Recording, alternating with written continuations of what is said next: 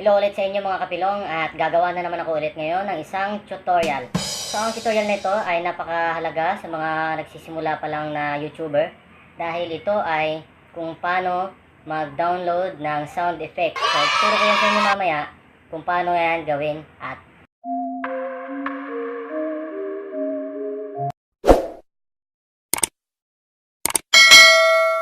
maglalagay ako ng list mamaya ng mga title ng sound effect na magagamit nyo sa inyong vlog at sa pag-e-edit nyo. So lahat ng mga sinulat ko ay base na rin doon sa mga sinearch ko sa YouTube na mga sound effect. So kung hindi nyo alam yung title, napakalaking tulong nitong vlog na to dahil ipopost ko sa screen mamaya yung lahat ng list ng mga sinearch ko na title ng mga sound effect. Pero mamaya, pagka halimbawa kalagitnaan ng video na to, ipaparinig ko sa inyo yung mga tunog ng sound effect. Tapos lagyan ko lang ng by number na lang. So halimbawa, number 1, ito yung tunog. Tapos number 2, ito yung tunog niya. Kaya number 3, ito yung tunog. Tapos pakinggan nyo hanggang 11 na sound effect na ipopost ko dun sa screen. So halimbawa, number 2, narinig nyo.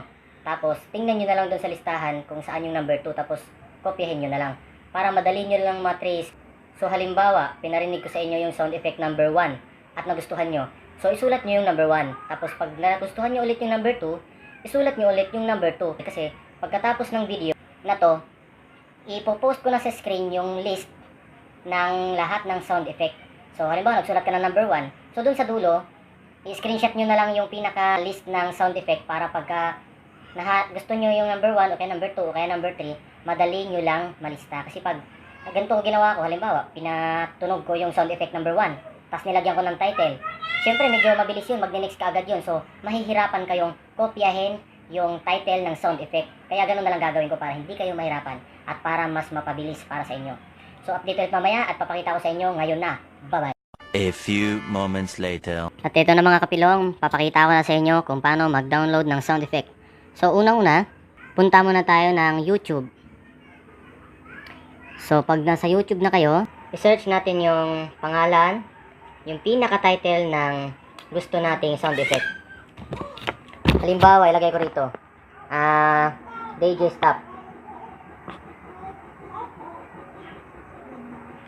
Ayan, DJ Stop. Tapos, search. Tapos, ayan na yung mga sound effect na lumalabas. So, hanapin natin yung sound effect na pinaka-maiksi, yung DJ Stop, kagaya nito. So, ang gagawin nyo, click nyo yan. Yan. 2 seconds lang siya. 2 seconds lang siya at 2 seconds lang siya at pindutin natin yung share. Pag napindot nyo na yung share, pindutin nyo na ulit yung copy link. So, ayan, may lumabas sa baba na copy na siya. Copy link. So, tapos, labas na kayo dyan. Ayan, labas na tayo. Tapos, punta na tayo sa Google. Google po hindi po Chrome. Google. Pindutin natin yung Google. Tapos, mag-search tayo dito ng, ito lista nyo to kasi importante to para hindi nyo makalimutan. MP3 Juice. Yan, so MP3 Juice. Tapos, pindutin nyo ulit tong search sa baba, kanan. Ayan. So, hintay-hintay lang. So, ang susunod natin na i-click, itong nasa taas, itong may arrow, kita nyo yung kaliwang daliri ko. Click nyo yan. Tapos, hintayin nyo ulit. Yan, tapos ganyan na yung lalabas.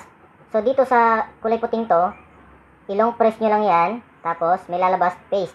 So, long press, tapos may lalabas na paste, tapos pindutin nyo yung paste. Tapos pag lumabas na yung link, ayan na yung link nya.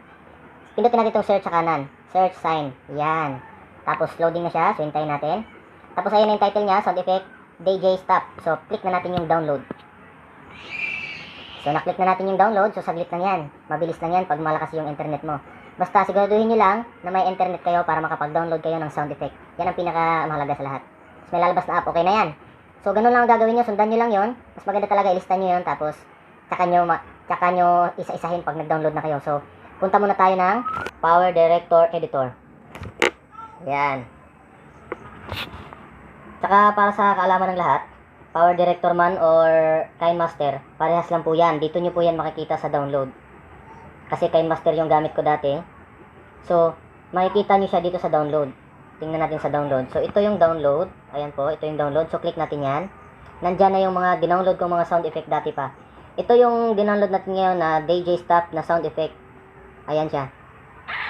Oh, yun. So, dito siya makikita sa download. So, pwede nyo na siyang gamitin ngayon. Pagka gumawa kayo ng video, ma-insert nyo na yung sound effect na mga dinownload nyo. Okay? So, update ulit mamaya. A little longer than a few minutes later.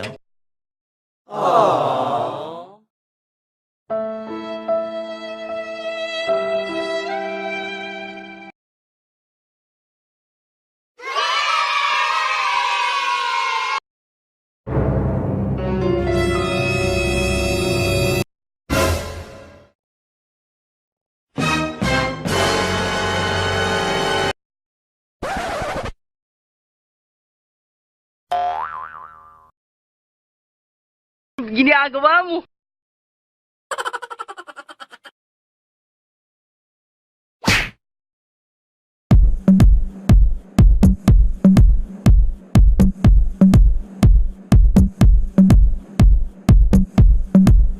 At yun, sana nakatulong yun sa inyo at isa-isahin nyo na lang yung mga tinuro kong kanina at lahat ng pinost ko ron kung nagustuhan nyo.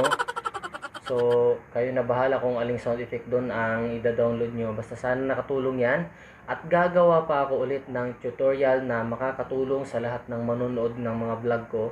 At sana huwag nyo kalimutan mag-subscribe.